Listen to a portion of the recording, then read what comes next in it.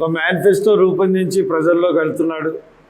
ఇతర అభ్యర్థుల్లో కాకుండా ఒక వినూత్నమైన పద్ధతిలో తను నెగ్గితే ఏం చేయగలడు అన్నది చాలా క్లియర్గా ప్రజలకు చెప్పి తన ఓటు అడుగుతా ఉన్నాడు.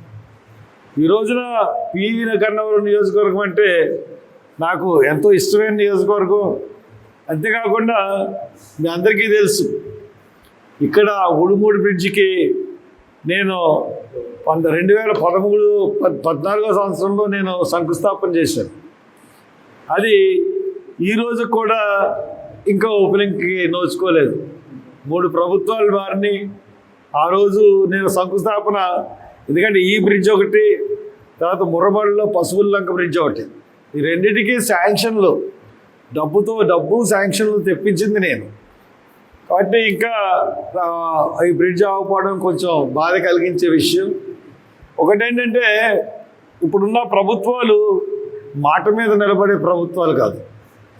ఏ రకంగా ఉన్నాయంటే ఈ ప్రభుత్వాలు దొంగ హామీలతో మోసపుచ్చి ప్రజల్ని, ఆ దొంగ హామీలతో మోసపుచ్చి ఎలక్షన్ అయిన తర్వాత ఏది దాటిన తర్వాత తెప్పతగిలేయడం ఆ మాదిరిగా ఉన్నాయి.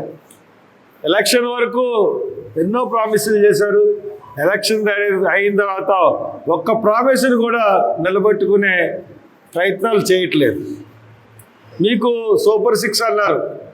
సూపర్ 6లో నిరుద్యోగ వృత్తికి 3,000 ఇస్తా అన్నారు. ప్రతి నిరుద్యోగికి మేము 3,000 ఇస్తామని అన్నారు. తీరా చూస్తే 9 నెలలు అయింది, ఒక్క నిరుద్యోగి కూడా వృత్తి ఇవ్వలేని పరిస్థితి.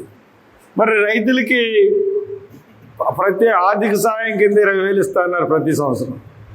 9 నెలలు అయింది, ఆర్థిక సహాయం ఇవ్వలేదు. మరి అమ్మఒడి తీసేసి తల్లికి వందనం పెట్టి ప్రతి విద్యార్థికి 15,000 ఇంట్లో ఎంతమంది చదువుకుంటే అంతమందికి ఇస్తా అన్నారు. అది లేదు. మరి మహిళలకి నెలకి 1,500 చొప్పున, మరి 18 సంవత్సరాల నుంచి 59 సంవత్సరాలు ఉన్న మహిళలకి వాళ్ళకి ఆర్థిక సహాయం కింద చేస్తామన్నారు.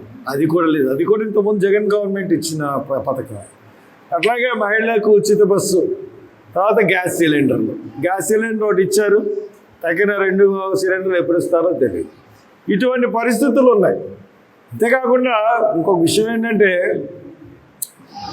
డిఎస్సి అన్నారు. రాగానే డిఎస్సి మీద మొదటి సంతకం అన్నారు. మొదటి సంతకం పెట్టారు.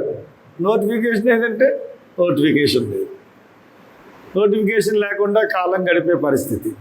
ఇలాగా ఏ రంగంలో చూసుకున్నా కానీ అన్నీ కూడా మరి చాలా విచిత్రమైన ధోరణి కనపడుతూ ఉంది. ఇంతకుముందు గత సంవత్సరం ఆర్థిక పరిస్థితికి ఇప్పుడున్న ఆర్థిక పరిస్థితికి పెద్ద మార్పు ఏమీ లేదు. కానీ ఆ గవర్నమెంట్లో ఇచ్చిన స్కీముల్ని వీళ్ళు ఎందుకు ఇవ్వలేకపోతున్నారు? వీళ్ళు లోపం ఏంటి అన్నది మనం అసలు తెలుసుకోలేకపోతున్నాం. ఏం చేస్తున్నారు ఈ డబ్బులన్నింటినీ? పన్నులు కట్టిన పన్నులను ఏం చేస్తున్నారో తెలియని పరిస్థితి ఈరోజు ఏర్పడింది. ఇంకా చాలా హామీలు, ఎన్ని హామీలు ఇచ్చారంటే ప్రతి మత్స్యకార కుటుంబానికి మరి 20,000 సెలవు అంటే వాళ్ళు వేటకెళ్ళని రోజుల్లో 20,000, 2 నెలలు వేటకెళ్ళరు మత్స్యకారులు, వాళ్ళకి ఇస్తా అన్నారు. అలాగే చేనేత కార్మికుల కుటుంబానికి 24,000 ఇస్తా అన్నారు. అది లేదు.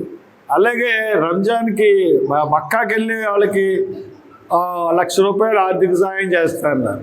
అంతేకాకుండా ప్రతి కుటుంబానికి, ఈ రాష్ట్రంలో ఉన్న ప్రతి కుటుంబానికి 25 లక్షల బీమా సౌకర్యం కల్పిస్తా అన్నారు. ఏది ఇక్కడ ఏ పని కూడా మొదలెట్టే పరిస్థితి మనకు కనపట్లేదు. ఇందుకే వాళ్ళు చేస్తున్న పనులు ఏంటంటే టీడీపీ ఆఫీసుల మీద ఎవరైతే దాడి చేశారో వాళ్ళ మీద కేసులు పెట్టడం. ఈ ఒక్క పని తప్పితే ఇంకో పని కూడా ఏమీ వాళ్ళు చేస్తున్నట్టుగా నాకు కనపడలేదు. ఇంకో విషయం కొత్తగా వెలుగులోకి వచ్చిన విషయం ఏంటంటే మెల్లిగా పవన్ కళ్యాణ్ ఫోటోని ఆఫీసుల నుంచి తీసేస్తూ ఉంటారు. గవర్నమెంట్ ఆఫీసుల నుంచి పవన్ కళ్యాణ్ ఫోటోని తీసేసి ఓన్లీ చంద్రబాబు నాయుడు గారి ఫోటోని ఉంచుతున్నారు. దానికి రుజువు సాక్ష్యాలతోనే నేను చెప్తా ఉన్నాను. మరి వాళ్ళిద్దరికి వాళ్ళకి మధ్య ఏమైనా పరపక్షాలు ఉన్నాయేమో తెలియదు, కానీ క్రమేపీ జరుగుతున్న పరిస్థితి నేను చెప్తా ఉన్నాను. అందుగురించే ఈ కూటమి అభ్యర్థి కన్నా మా అభ్యర్థికే జన సైనికులు ఎక్కువ ఓట్లు వేసే పరిస్థితి కూడా కనపడతా ఉంది. కాబట్టి ఈ పరిస్థితుల్లో మా అభ్యర్థి అన్ని విధాల తగిన అభ్యర్థి, కాబట్టి మా అభ్యర్థి తప్పక విజయం సాధిస్తాడని తెలుసుకుంటూ ఈ పండగ పి గన్నవరం ప్రజలందరికీ మీ తరఫున అభ్యర్థిస్తున్నాను. తప్పక జీవి సుందరికి 34వ నెంబరు దగ్గర 1 గుర్తు వేసి 1 గుర్తు వేసి గెలిపించమని కోరుతాం. Thank you.